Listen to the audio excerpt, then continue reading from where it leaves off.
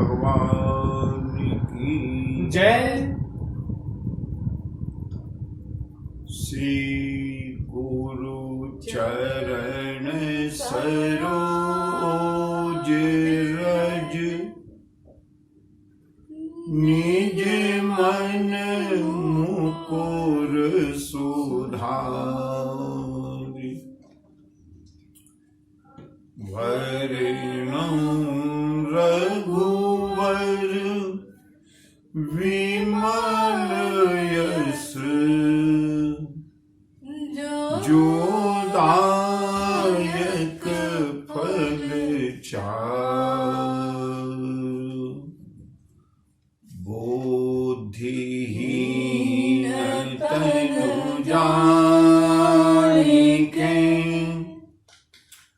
सुमिरऊं पवन कुमार बल बुद्धि विद्या देहु मोहि हरहु कलेश विकार।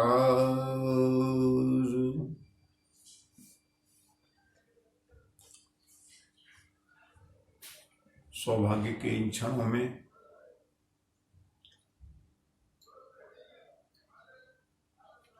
चले प्रभु की परम पावन मंगलमयी लीला को प्रारंभ करने से पहले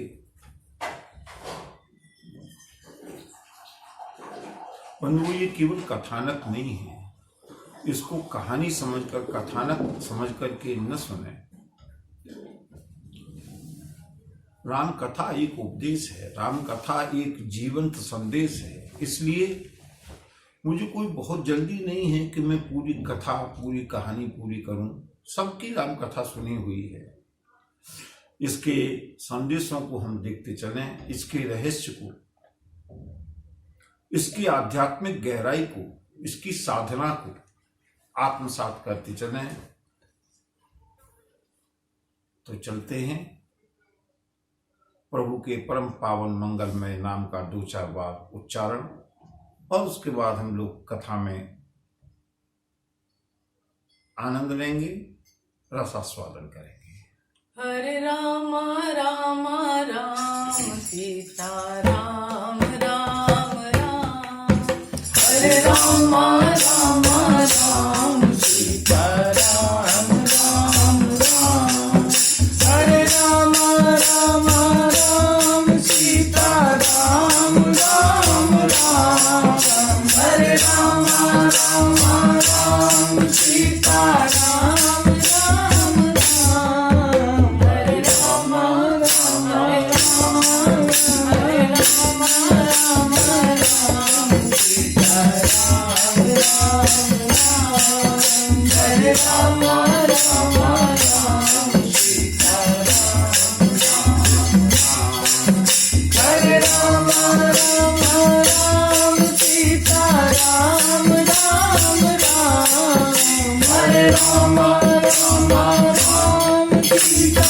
राम राम राम, हरे राम राम राम सीता राम राम राम, हरे राम राम राम सीता राम राम राम, हरे राम राम राम सीता राम राम राम, हरे राम राम राम सीता राम राम राम।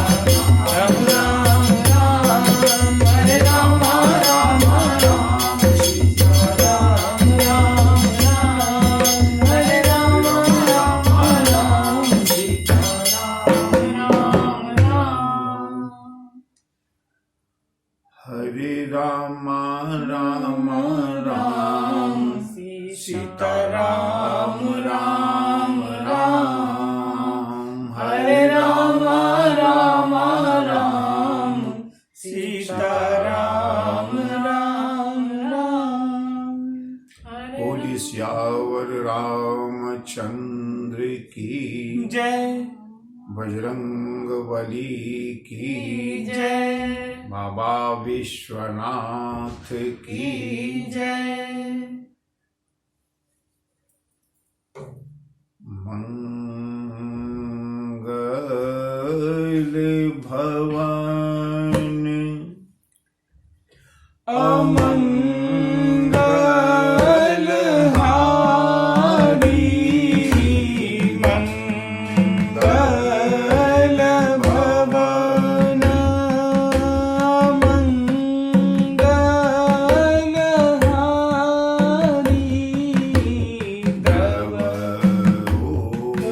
सुदशरथ अजीर बिहारी, प्रभु सुदशरथ अजीर बिहारी। उमा कहूँ मैं अनुभव अपना, उमा कहूँ मैं अनुभव अपना। सत हरि भजन जगत सब सपना, सत हरि भजन जगत सब सपना।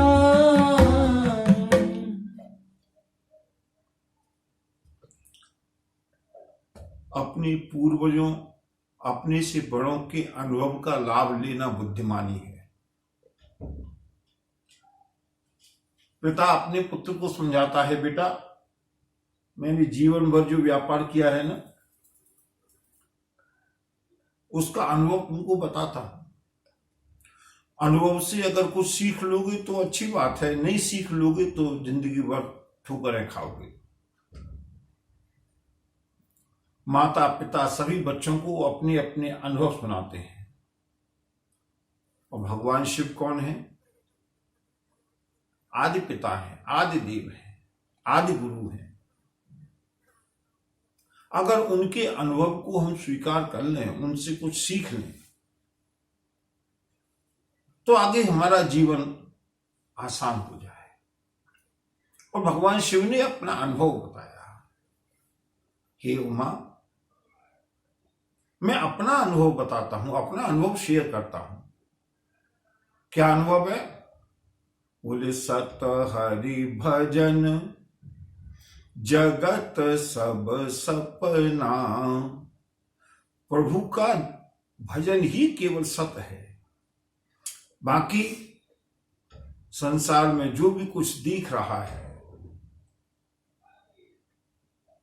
मोहन सा सब शोभनिहारा, देखहि सपन अनेक प्रकारा। यही जग जामिनी जागहि जोगी परमारथी, प्रपंच ये सारा संसार स्वप्न है।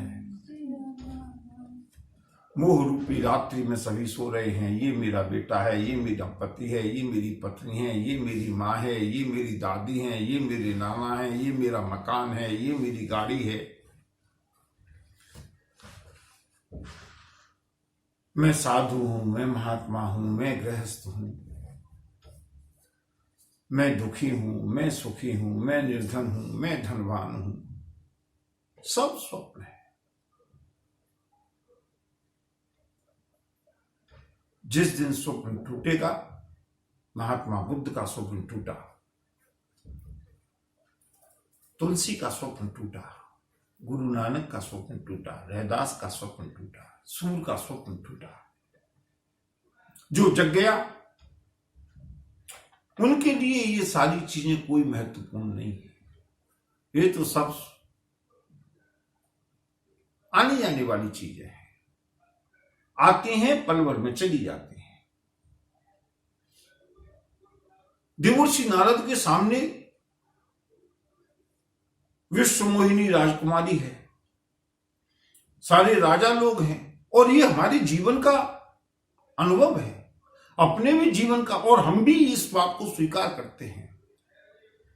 जीवन में जब भी कोई अचानक घटना होती है, दुर्घटना होती है, कोई प्रियतम दूर चला जाता है, छोड़ के चला जाता है, तब हम अचानक ये कहने लगते हैं, दिल की गहराइयों से स्वीकार करते हैं, क्या बताएं, संसार तो एक सपना हो गया, संसार तो एक सपना है।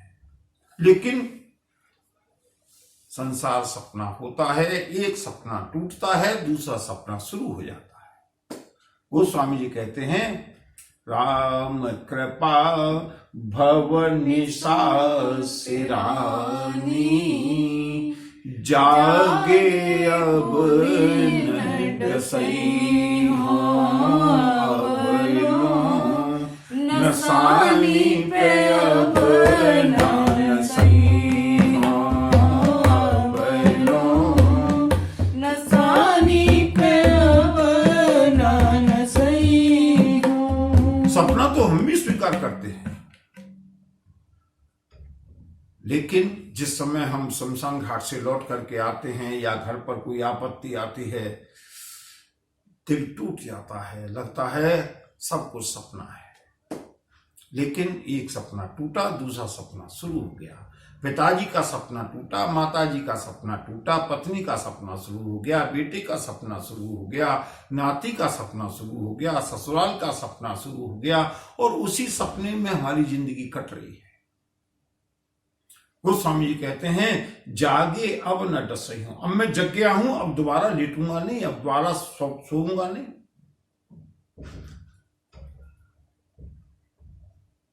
देवर्षि नारद ने सपना देखा। ये माया क्या है? स्वप्न है, विश्व मोहिनी है, राजा लोग हैं, स्वयंवर हो रहा है, मैं गृहस्थ बनने वाला हूं, नहीं हुआ, क्रोध आ गया, भगवान नारायण को श्राप दिया है। जब हरि माया दूर वारी, नहीं तर मान राज तुम्हारी, तब मुनि अति सभीत हरि चरना, तब मुनि अति सभीत हरि चरना, गहे पाहि प्रणतारत हरना, गहे पाहि प्रणतारत हरना, मृषा हो मम साप कृपाला, मम इच्छा कह दीन दयाला, मम इच्छा कह दीन दयाला। देवर्षि नारद प्रभु के नारायण के चरणों में पड़े हुए हैं। हे प्रभु, मैंने आपको श्राप दे दिया। कितना क्षणिक स्वप्न है। गृहस्थ होने का सपना देखा, गृहस्थ नहीं हो पाए, क्रोध भी आ गया, काम से भी हारे, क्रोध से भी हारे, नारायण को श्राप दे दिया, और एक साथ सपना टूट गया। ये प्रभु की कृपा है अपने भक्तजनों के ऊपर। अपने भक्तों का सपना प्रभु जल्दी तोड़ते हैं। मीरा का सपना जल्दी तोड़ा, तुलसी का सपना जल्दी तोड़ा। मृषा हो मम शाप कृपाला, हे नाथ, हे नारायण, हे प्रभु, हे स्वामी, मैंने जो आपको शाप दिया है, कृपा करके आप ऐसी कृपा कीजिएगा कि मेरा शाप मिथ्या हो जाए। और यहां भगवान ने जो बात कही है वो बात बहुत रहस्यमय है, बहुत दार्शनिक है, लेकिन सब लोगों के लिए नहीं है। इसलिए इस कथा को वही लोग सुन पा रहे हैं या सुन पाएंगे जो इसके अधिकारी हैं।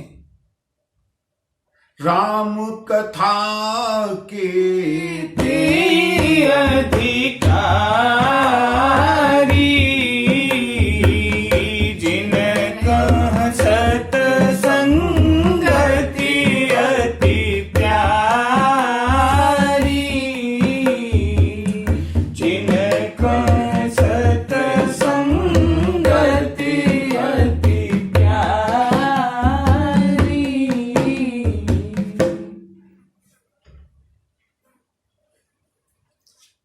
कभी कभी दार्शनिक सत्य को बताने में भी संकोच होता है, भय होता है, क्योंकि अगर वो किसी अपात्र के पास पहुंच गई और उसने उसका मिस इंटरप्रिटेशन कर लिया ना, तो अर्थ का अनर्थ हो जाएगा। इसलिए श्रीमद् भगवद गीता में शरणागति की बात को भगवान ने अंतिम श्लोक में कहा, अर्जुन तू मेरा प्रिय पात्र है, इसलिए मैं तुझको गुह्यतम और गुह्यतम ज्ञान देता हूं। गीता के दूसरे अध्याय के 11वें श्लोक से गीता प्रारंभ होती है, लेकिन भगवान ने गीता के 18वें अध्याय के अंतिम श्लोक में जाकर के अर्जुन को रहस्य बताया है। और बंधुओं, यहां पर भी हम जरा इसका विश्लेषण करेंगे, लेकिन सावधान होकर। देवर्षि नारद ने कहा, प्रभु मेरा श्राप मिथ्या हो जाए। भगवान ने कहा, नहीं देवर्षि नहीं। क्यों? बोले, मम इच्छा कह दीन दयाला, तुमने जो भी कुछ किया, मम इच्छा मेरी इच्छा से किया है।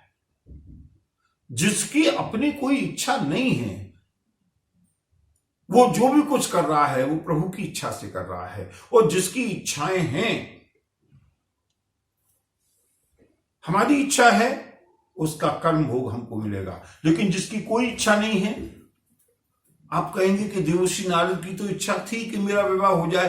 अरे इच्छा थी क्षणिक, लेकिन उस इच्छा के साथ भी एक शर्त लगी हुई थी कि जेहि विधिनाथ हो हित मोरा, जेहि विधिनाथ हो हित मोरा,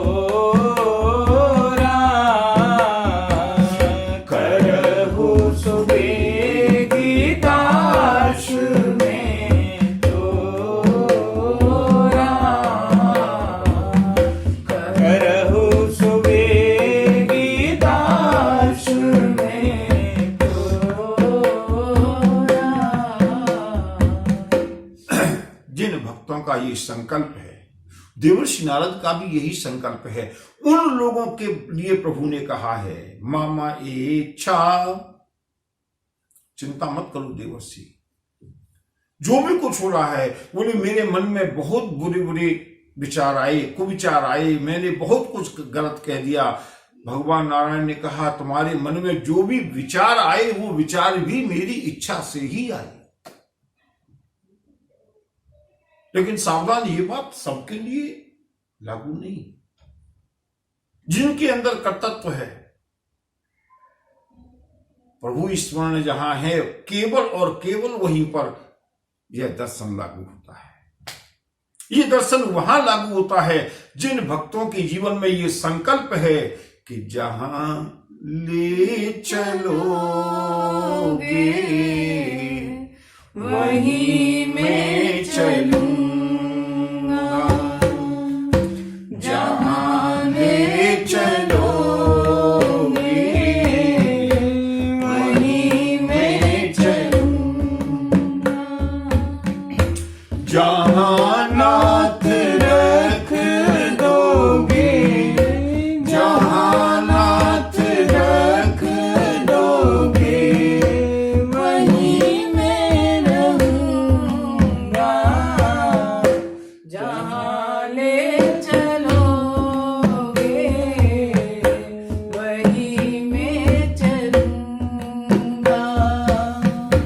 जहाँ ले चलोगे वहीं मैं चलूँगा।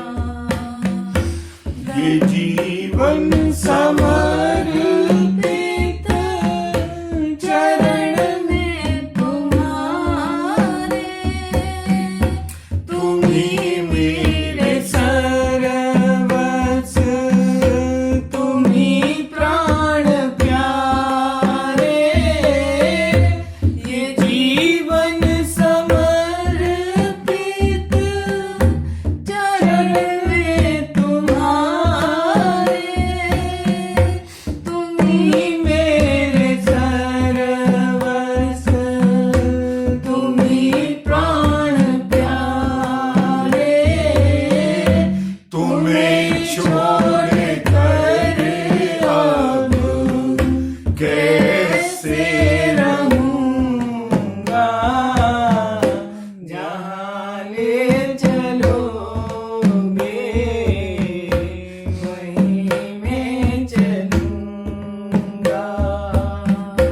जहाँ ले चलोगे वहीं मैं चलूँगा।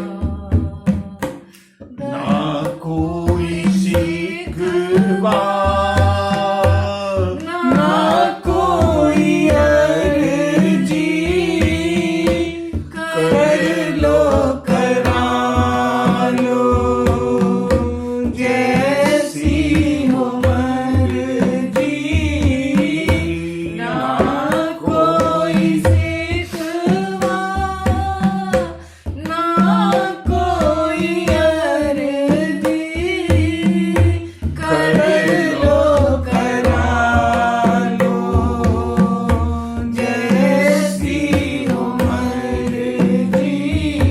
अब मुझे कोई शिकवा नहीं है जीवन में, जहां जैसे चाहो वैसे करा लो। फिर क्रोध क्यों आया, श्राप क्यों दिया?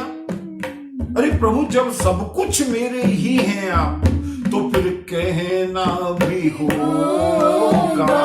तो तुम्हीं से कहूँगा।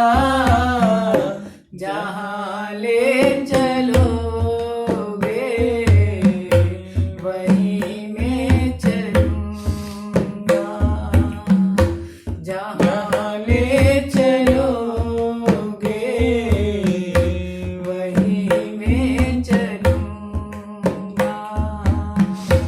दयानाथ दयानी मेरी अवस्था तेरे हाथ में है।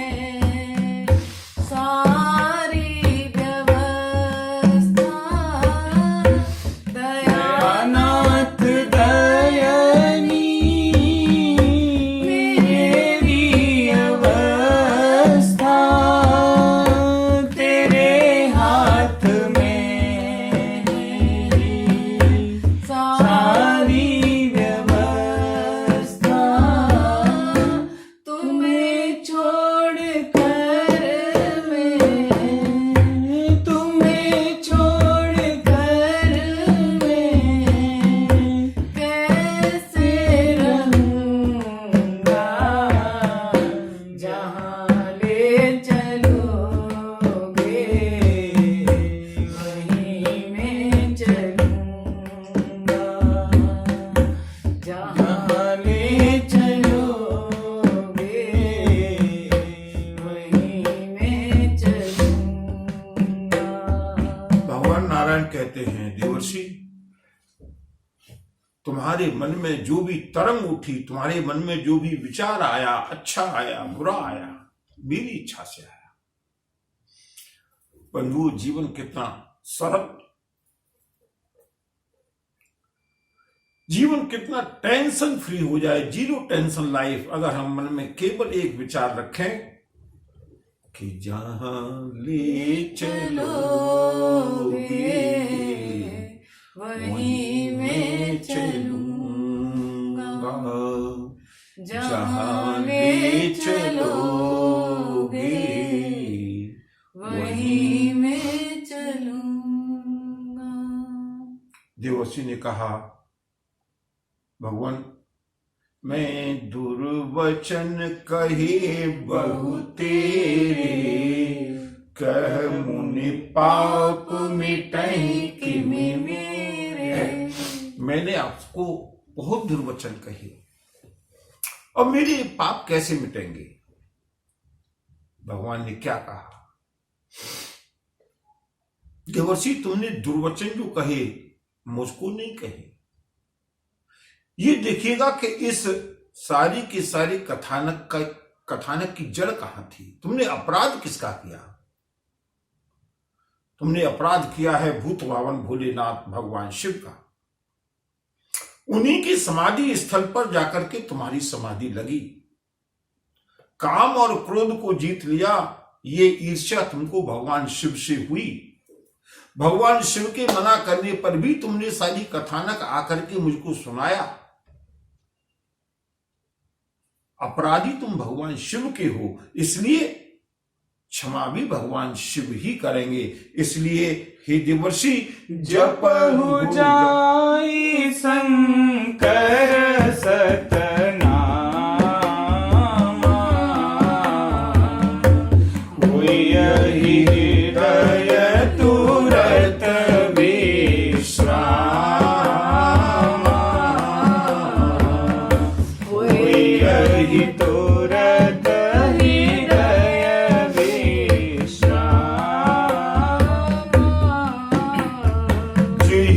पर कृपा न करहि पुरारी, जेहि पर कृपा न करहि पुरारी, सो न पाव मुनि भगति हमारी, सो न पाव मुनि भगति जप हो जाई शंकर सतनामा, होई हृदय तुरत विश्राम, होई तुरत हृदय विश्राम।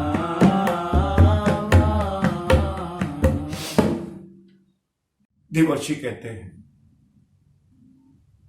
प्रभु मेरे पाप कैसे मिटेंगे? भगवान ने कहा, पाप और पुण्य की चिंता मेरे ऊपर छोड़ दो नारद, अपना मन मुझको दे दो। सर्वधर्मान् परित्यज्य मामेकं शरणं व्रज। अहम। भगवान कहते हैं, भगवान के श्रीमुख से निकले हुए शब्द हैं। अहम। भक्त के अंदर, साधक के अंदर ये भाव रहता है, मैंने बहुत अपराध किए, बहुत पाप किए, अब इनका पापों का निपटारा कैसे होगा? भगवान कहते हैं, चिंता मत करो, अहम मैं हूं ना। अहम त्वा सर्व पापेभ्यो मोक्षयिष्यामि मा शुचः। 18वें अध्याय का श्रीमद् भगवद गीता का अंतिम श्लोक भगवान द्वारकाधीश के मुंह से निकला हुआ अंतिम उपदेश। चिंता मत करो, मैं हूं। जिसका पिता ऊपर बैठा हुआ है ना, बच्चे को जब कभी भी घबराहट होती है, क्या करें? पिता कहता है, बेटा चिंता मत कर, मैं हूं ना, निश्चिंत होकर के रहो। भगवान नारायण ने देवर्षि नारद से कहा है, जाओ भगवान शिव का निरंतर जाप करो। बंधुओं, यहां पर एक बात बहुत विचारणीय है। श्राप दिया है कब? देखिए, संस्कारों के विषय में मैं बताना चाहता हूं। संस्कार कितने गहरी छाप छोड़ते हैं। देवर्षि नारद ने क्षमा याचना भी कर ली। देवर्षि नारद को प्रबोध भी हो गया, ज्ञान भी हो गया कि मुझसे अपराध हुआ है। बहुत लंबा समय बीत गया, लेकिन मन में एक घाव रह गया, मेरा विवाह भगवान ने नहीं होने दिया। इसको संस्कार कहते हैं। ये संस्कार की छाप इस तरह से छप जाती है।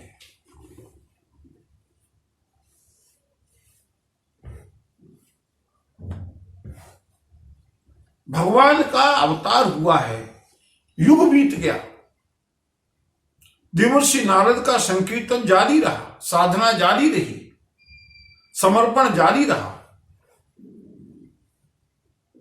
भगवान प्रभु श्री राम भगवती जानकी के विरह में व्याकुल होकर के इधर से उधर घूमते हुए, भगवती जानकी का अन्वेषण करते हुए अरण्यकांड। बंधु जरा कभी कभी कोरिलेट कर रहे हैं। देखिए, संस्कार के बारे में बता रहा हूं, इसलिए मैं बताना चाहता हूं। अरण्यकांड में जाकर के अगर कभी इसका कोरिलेशन देखना है ना, दोहा नंबर 42 के नीचे देखें। देवर्षि नारद को लगा मेरे श्राप को स्वीकार करके मेरे प्रभु वन वन में भटक रहे हैं, दुखी हो रहे हैं। देवर्षि नारद पधारे हैं वन में। जाकर के भगवान प्रभु श्री राम ने देवर्षि नारद का स्वागत किया, और वहां पर देवर्षि नारद ने एक प्रश्न किया है प्रभु श्री राम से। और मैं ये बताना चाहता हूं कि ये संस्कार कितने क्लिष्ट, कितने जटिल, कितने गहरे होते हैं।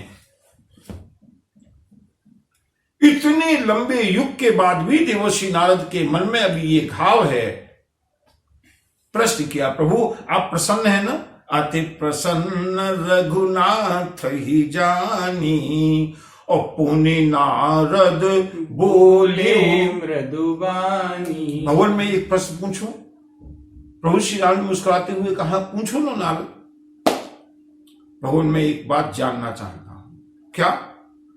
बोले तब विवाह में चाहूं कीना, प्रभु के ही कारण होए दीना। तब विवाह में चाहूं कीना, प्रभु के ही कारण करे दीना। प्रभु मैं एक बार विवाह करना चाहता था। मैं ये क्षमा करना, मैं आपसे इसलिए पूछ रहा हूं कि मेरे ही कारण आपको इतना कष्ट उठाना पड़ रहा है। मैं एक बात जानना चाहता हूं, ऐसा कौन सा कारण था जिसके कारण आपने मेरा विवाह नहीं होने दिया? और सुनो प्रभु, मैंने तर्कों की एक पूरी लिस्ट बना करके रखी है, मेरे पास एविडेंस है। अगर तुम ये कहना चाहते हो कि तुम महात्मा हो इसलिए तुम्हारा विवाह नहीं होने दिया, तो नारायण अत्रि ऋषि हैं, वशिष्ठ ऋषि हैं, कितने हमारे यहाँ की ऋषि परंपरा में तो सबके यहाँ सबने गृहस्थाश्रम का पालन किया है, सबकी धर्मपत्नी थी। मेरे मन में भी एक इच्छा थी कि मैं विवाह कर लूं, लेकिन कुछ न कुछ अच्छा ही रहा होगा। ये स्थिति हम लोगों की भी है। जो सचेत साधक हैं, जो सतर्क साधक हैं, अगर कभी जीवन में उलट पलट हो जाती है ना, मन में ये स्वीकार तो कर लेते हैं कि चलो जो भी कुछ हुआ प्रभु की इच्छा है, लेकिन फिर भी मन में एक घाव रहता है। नारद कहते हैं, प्रभु मेरा मन कहता है कि कुछ न कुछ भलाई के लिए ही आपने किया हुआ, लेकिन मैं ये जानना चाहता हूं कि प्रभु के ही कारण करई न दीन्हा। अगर हो जाता तो बुराई क्या थी? और वहां पर प्रभु ने जो उपदेश दिया है बंधुओं, राम कथा का निचोड़ है, इसलिए मुझे कथा की शीघ्रता नहीं है। भगवान नारायण ने, भगवान प्रभु श्री राम ने देवर्षि नारद को वहां पर शांति में, एकांत में जो समझाया है, सुने मुनि तो कहूँ सहरो भजहि जे मोहि तजि सकल भरोसा। भजहि जे मोहि तजि सकल भरोसा। करऊँ सदा तिनकी रखवारी। करऊँ सदा तिनकी रखवारी। जिन्हें बालक ही राखे महतारी। जिन्हें बालक ही राखी महतारी। करऊँ सदा तिनकी रखवारी। जिन्हें बालक ही राखी महतारी।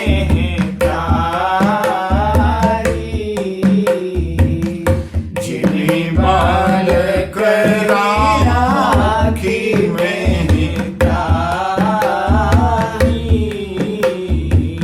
नारद सुनो,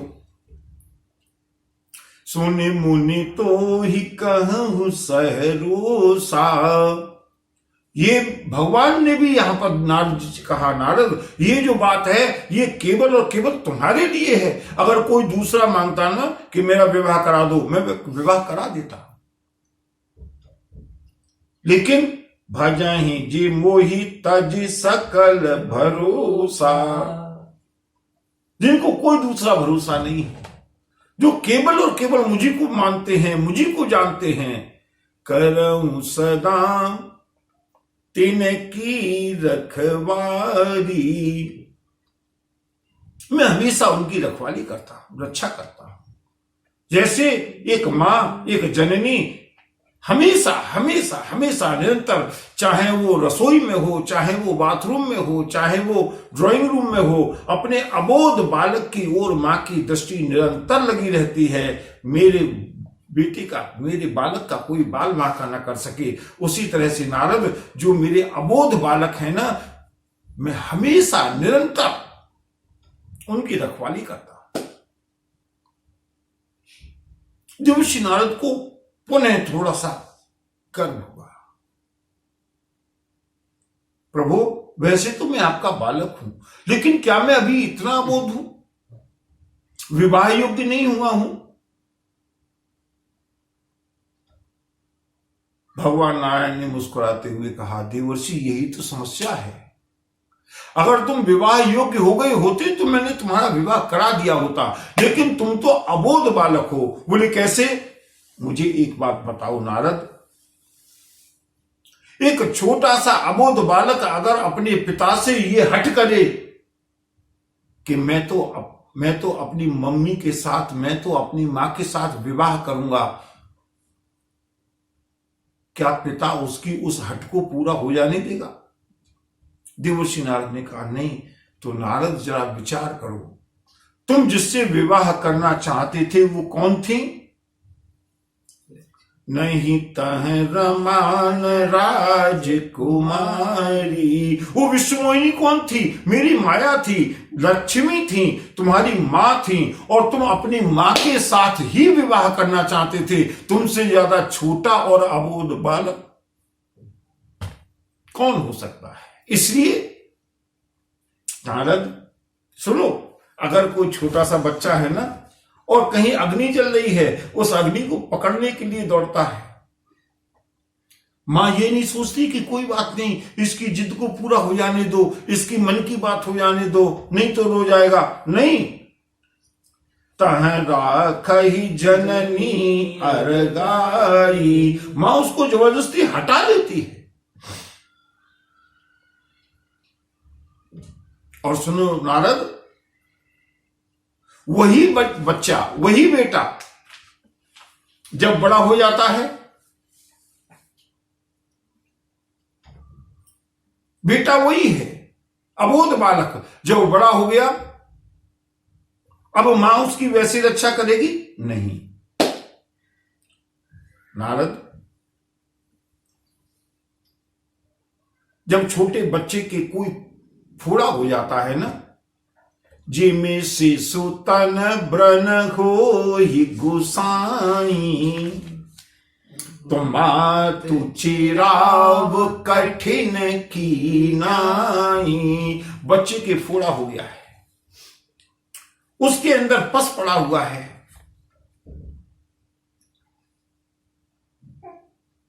मां को मालूम है कि जब इसका ऑपरेशन होगा, सर्जरी होगी, चीरा लगेगा, इसके बहुत कष्ट होगा, लेकिन क्या मां ये सोच करके छोड़ देती है कि इसको कष्ट होगा इसलिए इसको फोड़े को बढ़ने दो? नहीं सोचती ना। क्या करती है, चाहे जैसे भी हो, एक बार को क्या होगा, बच्चा हाथ मार देगा, पैर मार देगा, लात मार देगा, और बच्चा कहता है, जिस समय मां ऑपरेशन कराती है, मां अपने गोद में लेकर के बैठी है, डॉक्टर चीरा लगा रहा है, छोटा सा अबोध बच्चा कहता है, मां तू मेरी मां नहीं है, तू तो डायन है,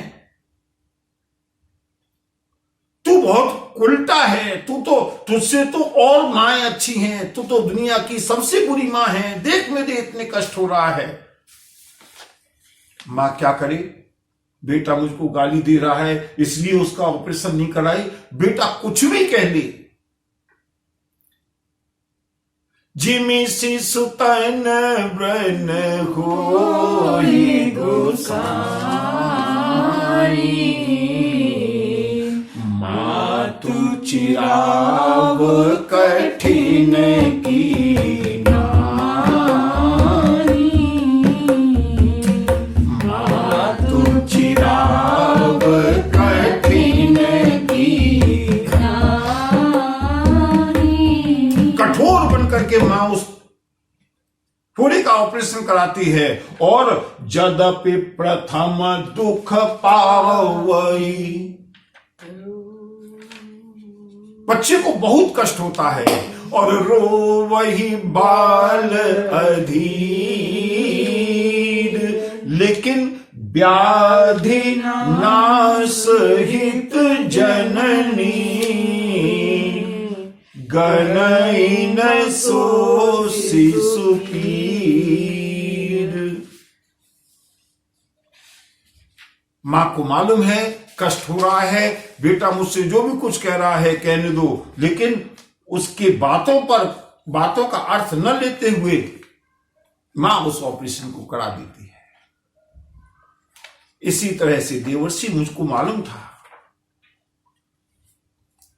करुणा निधि मन दीख बिचारी, उर अंकुर गर्भ तरु भारी। जैसे ही तुम्हारे फोड़ा शुरू हुआ, मैंने सोचा कि इससे पहले कि ये फोड़ा आगे बढ़े, उसका ऑपरेशन करना ही चाहिए। और मुझको ये मालूम था कि इस ऑपरेशन में मेरा बेटा, मेरा नारद, मेरा देवर्षि, मेरा लाडला मुझको कुछ भी कह सकता है।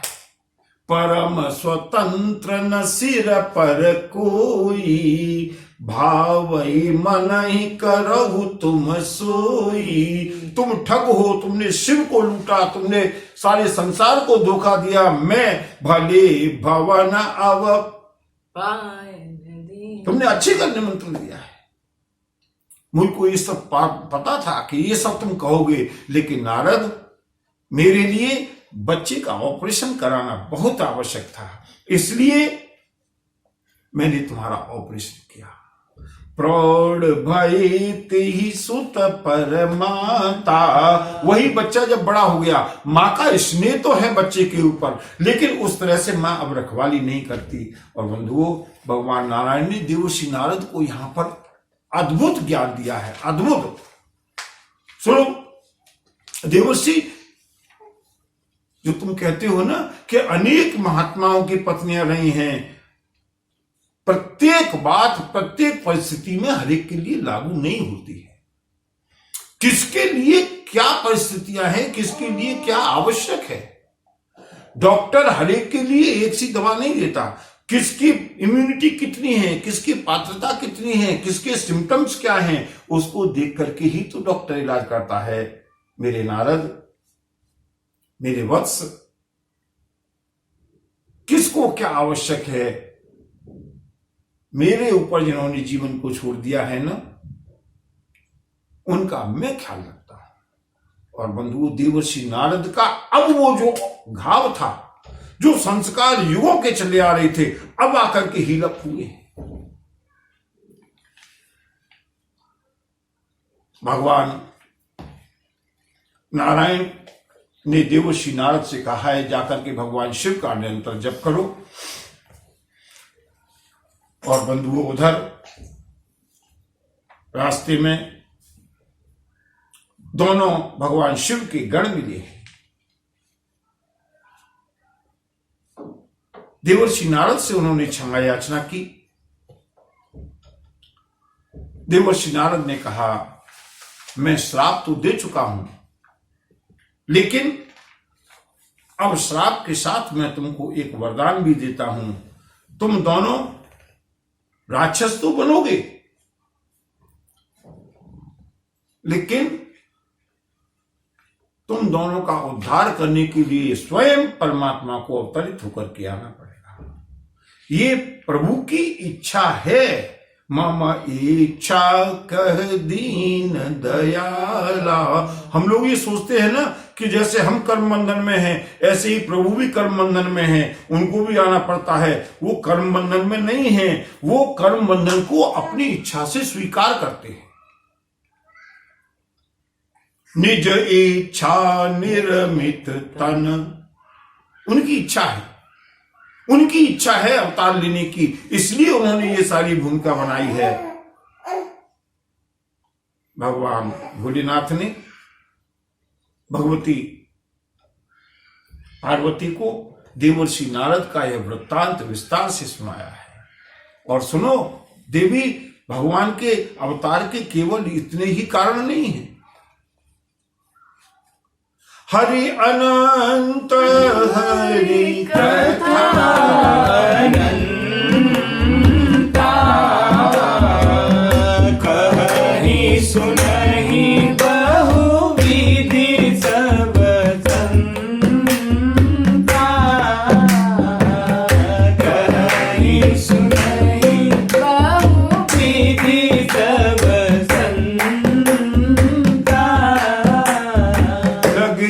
बहुरी वरने ब्रस के तू, लगे बहुरी वरने ब्रस के तू, सो अवतार भयउ जेहि हेतु, सो अवतार भयउ जेहि हेतु, मंगल भवन मंगलहारी,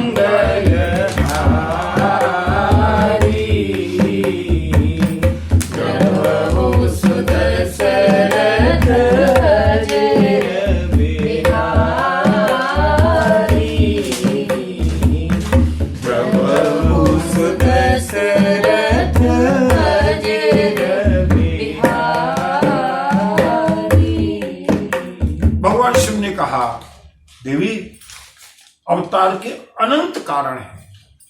हरि अनंत, प्रभु मेरे अनंत हैं, उनकी कथाएं भी अनंत हैं। और जब प्रभु अनंत हैं तो उनके अनंत अनंत अवतार होते हैं, और प्रत्येक अवतार के पीछे कोई ना कोई हेतु होता है।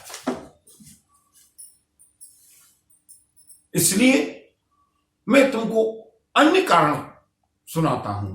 और बंधुओं, कथा तो इतनी अनंत है कि कभी संपूर्ण होने का प्रश्न ही नहीं है। इसलिए हम भी भगवान भोलेनाथ द्वारा कहे गए इस एक अवतार के हेतु को और समझेंगे, इसके संदेश, इसकी साधना की पद्धति को समझेंगे। उसके आगे भी भगवान शिव ने वर्णन किया है, लेकिन हमको राम कथा आगे भी चलानी है। प्रभु श्री राम का जन्म भी होना है, इसलिए एक इस कारण के बाद हम सीधे राम जन्म की ओर चलेंगे।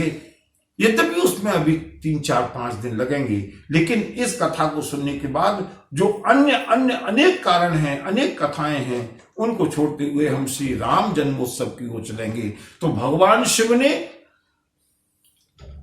अगला कारण बताना प्रारंभ किया। और ये कारण क्यों बताए जाते हैं, कथाएं क्यों होती हैं। सो मैं तुम सन कहूं सब, याज्ञवल्क्य कहते हैं, हे भारद्वाज सुनु मुनीस मन लाई राम कथा।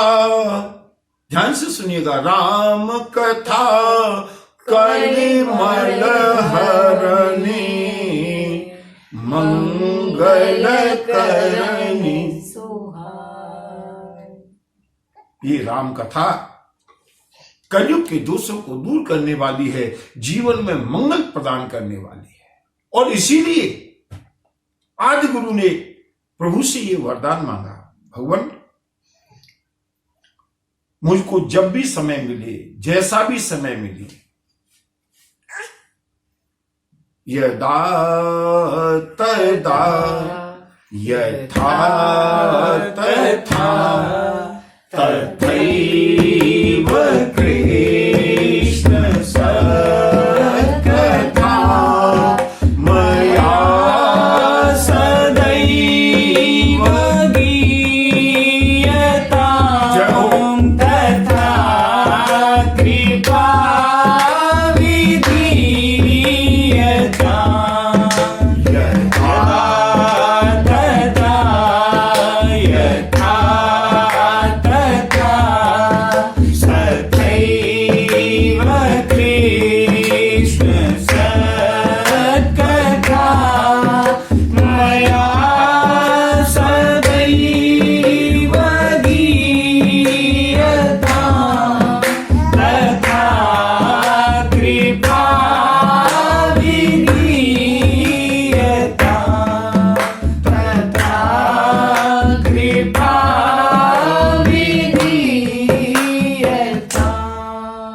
तथा कृपा विधीयतां। आज गुरु कहते हैं, हे मेरे नाथ, जब भी समय हो, जैसी परिस्थितियां हो, जैसी अवसर हो, मैं केवल यही मांगता हूं झोली फैला करके, यदा तदा यथा तथा सदैव कृष्ण सत्कथा मया सदैव गीयतां। मैं गाता रहूं, आपकी कथाओं को ही गाता रहूं, ऐसी आप कृपा कीजिए प्रभु। और बंधुओं, उसी लक्ष्य को लेकर के प्रभु से कृपा की भीख मांगते हुए हम भी चलते हैं अगले सोपान की ओर, अगले कारण की ओर। और इस कारण का शुभारंभ कल करेंगे, लेकिन आज बता देते हैं कि कल कौन सा कारण भोलेनाथ बताना चाहते हैं। स्वयंभू मनु अरु सतरूपा जिनते भई नर सृष्टि अनुपा नृप ओतार पाद सुततासु ध्रुव हरि भगत